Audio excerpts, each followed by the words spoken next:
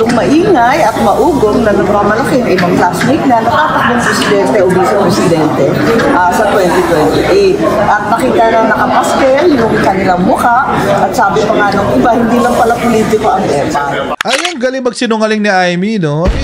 She's really a master in lying. Oh, talagang ano, she really lies without batting an eyelash, no? Tsaka tuloy-tuloy. Parang natural na natural sa kanya yung sinungaling. Oo. Alam niyo mga kababayan, malabo kung tumakbo siyang presidente. I don't see General Torre running for president. Pero, nakikita ko siyang tatakbo for VP. Binigyan nyo ngayon kami ng idea. Sabi naman sa inyo the most dangerous thing in the world is an idea.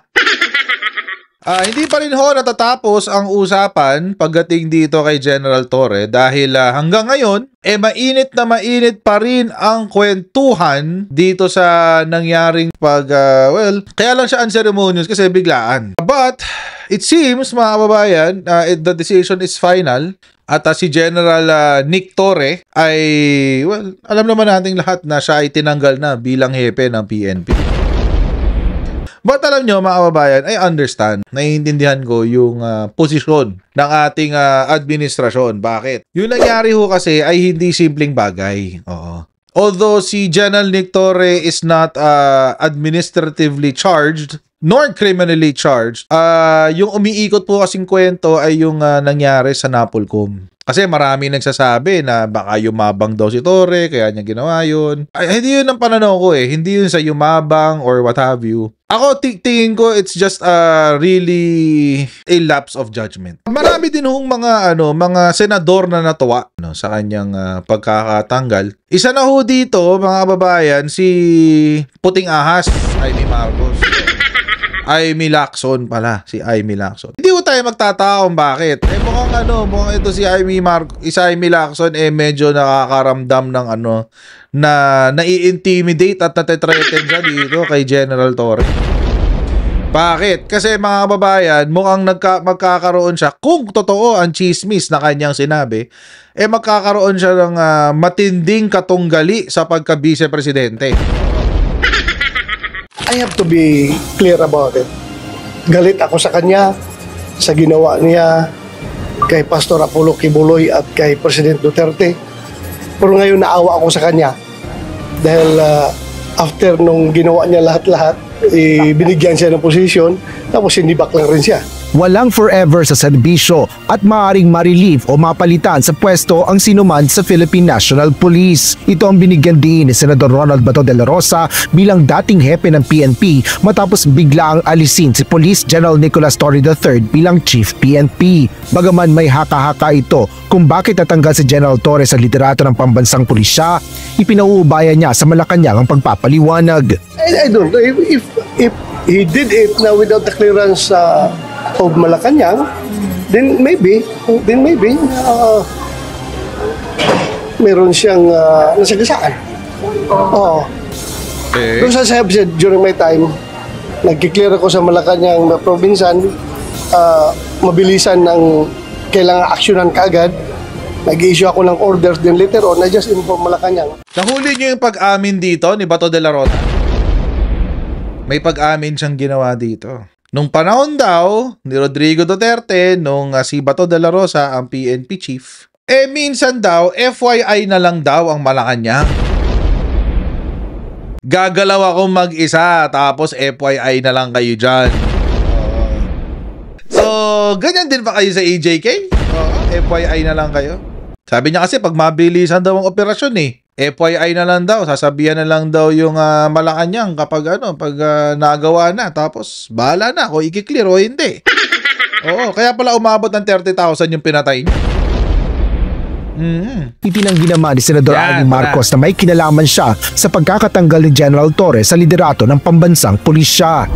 Ang pagkaalam ko na demote si Nartates at yung pang general na Ilocano, nagdadaig kung bakit daw nangyari yun. Kaya sinita ko siya, sabi ko, hoy, ba't ganun? Nako, may balik yan, magdahan-dahan ka. Hindi ko naman alam, magiging bilang anghel ako. At nagpapaumanhin ako, wala akong alam. Kailan pa nagdilang anghel ang puting ahas? Ahas ka nga eh.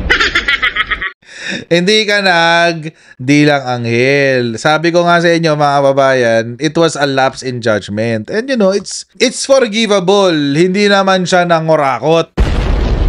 Hindi naman siya pumatay ng mga sibilyan. Hindi naman siya katulad ni Rodrigo Duterte na ngayon ay nakakulong dahil sa violation ng international humanitarian law. So, baka pagdilang anghel to si Amy Marcos, kala mo anghel? Amy Lacson pala. Kala mo anghel eh, no? Kala mo bait-bait. Oy, hindi ka nagdilang anghel, nagdilang demonyo ka.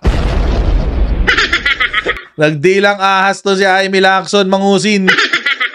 Ang alam ko lang, ang balita ko, doon sa mga appointment ng mga RD at iba pa, talagang hindi sila nakipagkonsulta kay Secretary John Vic. Hindi naman tama yun. Siyempre, may boss tayong lahat. Yung boss na si John Vic. Bukod dito, ibinahagi ng presidential sister ang naririnig niyang ulat na pamumulitika sa PNP. Okay. Masyadong maingay at maugong na nagmamalaki ng ibang classmate na natatakbong presidente o vice-presidente sa 2028. At nakita na nakapaskel yung kanilang mukha at sabi pa nga ng iba, hindi lang pala politiko ang EMA. Ayun, galing magsinungaling ni Amy, no?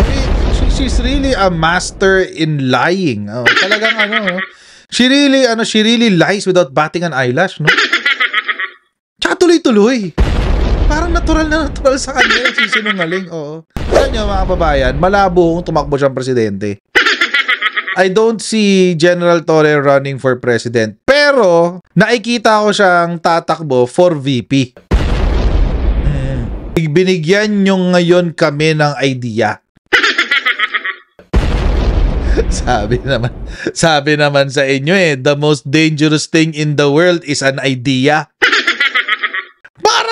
Parang bet ko yung Torre for vice president, Ako, maaga kong sinabi, noon ko pa sinasabi to, no? Kung tatakbo si Secretary Giboso pagkapangulo, iboboto ko talaga siya. Marami yung nagsasabi sa akin, hindi, walang karisma yan, walang karisma. I don't give a flying F. Oh, I don't give a flying F. Bakit? Kasi mga kababayan, ang kailangan na natin ngayon sa pagkapangulo, hindi na yung sikat at makarisma. Ganyan si Sara Duterte, tingnan nyo ngayon. Ganyan ang ginawa sa atin ni Sara Duterte noong 2022.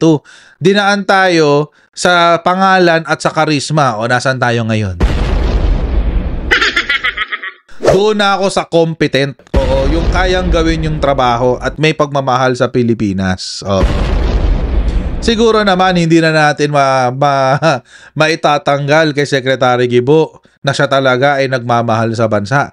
2 beses siyang naging Department of National Defense Secretary. Hindi lang yun. Pinaglalaban niya ang interes ng Pilipinas. Hindi lang sa Pilipinas, pati sa buong mundo. Not only that, he's also a good is an understatement. He was and still is a great lawyer. Kumpara mo kay Sara.